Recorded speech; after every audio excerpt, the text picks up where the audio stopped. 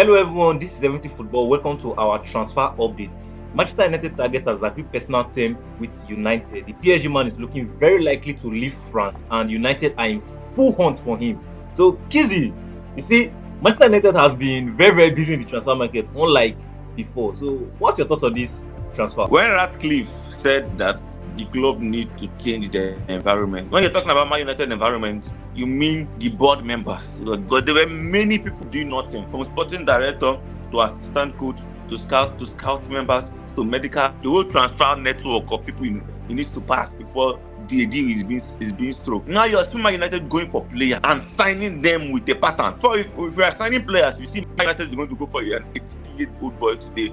Next week, you see Man United going for 30 years old man tomorrow. The other one, I see Man United going for 28 Amrabat. But now you're still Man United going for a particular age bracket, which are young players. This Ugarte deal, perfect. If him coming, I expect Man United to make a sale. For sure, we know Amrabat might not come again because I think he has gone already. So now we only have Casemiro and McTominay in that position. Ugarte coming in, so I expect Man United to at least make another buy for a central midfielder. It's very, very important because only imagine Manu having an injury, we are back to default setting because there'll be a lot of problems. Is it McTominay want to play? Is it Casemiro? Manchester United still has Eriksen there. So I was not thinking that if you want to sign Ugarte, then you're going to have both Ugarte and Casemiro in that position.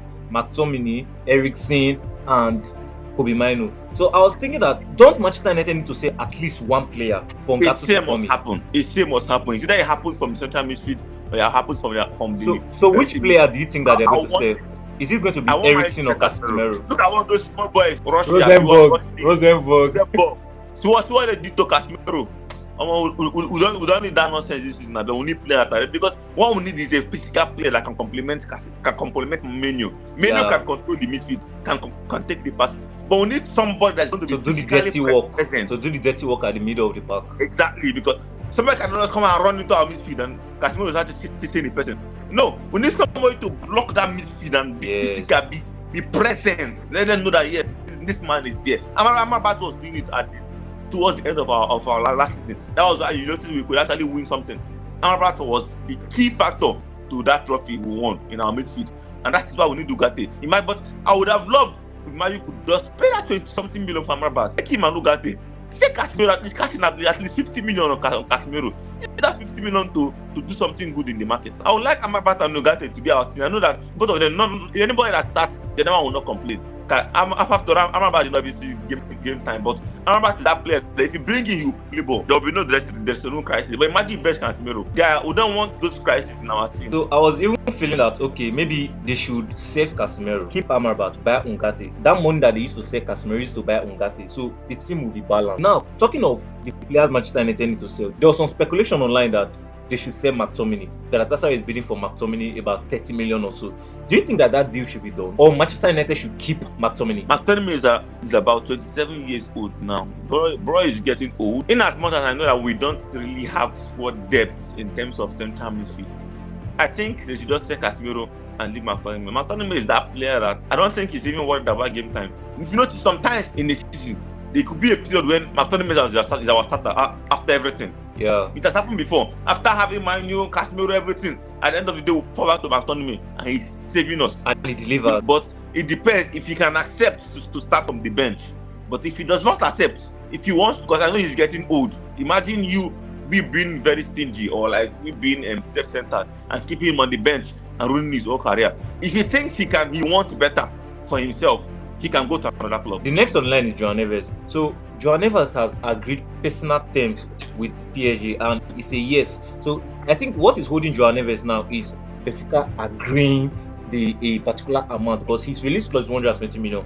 And I'm not sure that PSG is going to pay that kind of amount. Maybe they are going to say, okay, let's renegotiate this 120 million and let's pay, let's say, like about 80, 70 or 90 million for him. I think this deal is the catalyst to Ugarte coming to Manchester United, because anything that makes PSG to sign Joao Neves, it means that Ugarte spot is being taken. Because you not tell me that you signed a player of, let's say, about 100 million or 90 million, then a player that is signed just 60 million, which is Ugarte, will be benching him. So I think that deal for Joao Neves is the catalyst to Ugarte coming to United. Yeah, I agree with you. It's actually the main, it's the instigation, it's the main reason why they are going to sign another player. Imagine your player is accepting another club and you want to keep it. PSG can get their lives. If they let them pay 500 million, it's not my business. As for me, I just want them to give me Ugarte. Let them take the Portuguese overhyped player. We don't need that nonsense. At least Ugarte, good fee. Let PSG not come and choke our neck with fee. If not, we'll run. Just give us Ugarte, we are fine. France international and Juventus midfielder Rabiot is currently a free agent in the market, and United are looking at his situation. But wait, Okizi, United, come on, which situation are you actually looking at? Like, are you guys not tired of old legs in your midfield? Like, you have the likes of Eriksen, Casemiro, and you guys are not yet tired. I don't know if you get. Do you know the funniest thing is that Rabiot won't come cheap. See, the thing is that Manchester United could have signed Rabiot a long time ago. But do you know why they did not sign him? His mother is his agent. He came to Rabiot that, okay, this is how much we'll pay you at Manchester United. Guys, his wage was not being agreed. She needed higher amount, and Manchester United were not willing to pay. And now, the funniest thing about Rabiot is that Rabiot is not like a very creative player. He's just like an upgrade to McTominay. Just that McTominay even scored more goals than him. I don't know if you get. So why would your team want Rabiot? Why would I bring Rabiot when I have a chance of getting Amrabat? Only his salary 1 year. I've paid Amrabat because Amrabat would stand at his 5 years contract in Man United. Amrabat is one of the best. Don't forget about Rabiot. We don't need him. So now I don't expect Rabiot to be something we should discuss because I don't know if we are not going back to the nonsense we have been doing up and down, signing different age, no particular direction. You cannot bring in Rabiot and go and sell Casemiro. What is the point? Now, with another falling move in the transfer market, West Ham has submitted a bid to bring N'Golo Kante back to Europe.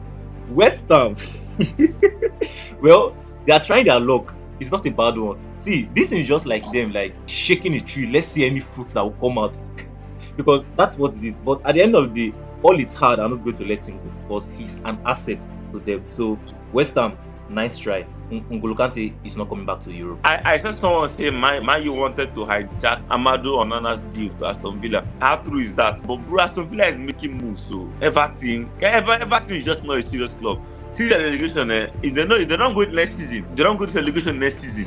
So they don't want to have sense. They don't want to learn from Leicester. You know, this is the way Leicester sold all their big name players before they went back to relegation. Leicester is back. Let's see what Leicester have to offer. If you've not still subscribed for the channel, kindly hit on the subscribe option. It's going to be on this part of your screen. Hit there so you become part of our young and growing YouTube community. Smash on the like button. Give this video a thumbs up. We're really going to like that. It will encourage us to produce more of these contents for you. And also leave us a comment. We're going to give you a kind response. Okay, and also stay tuned for our next update. And you're watching Everything Football.